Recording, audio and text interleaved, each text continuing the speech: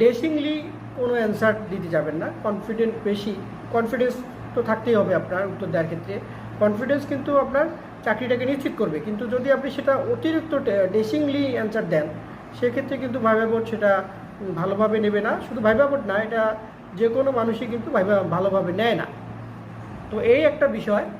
আর দেন আপনার মধ্যে যদি সিদ্ধান্তহীনতা থাকে, সিদ্ধান্তহীনতার স্বভাব যদি থাকে আপনার মধ্যে, যে কোনো দেখা গেল আপনাকে কোনো একটা বিষয়ে সিদ্ধান্ত দিতে বলল, বা আপনার কোনো বিষয়ে জানতে চাইলো, তাহলে আপনি যদি সিদ্ধান্তহীনতায় ভোগেন, তাহলে কিন্তু আপনার এই ভাইভাটা ভালো হবে না, এবং ভাইভা বোর্ডও কিন্তু বিরক্ত হবে।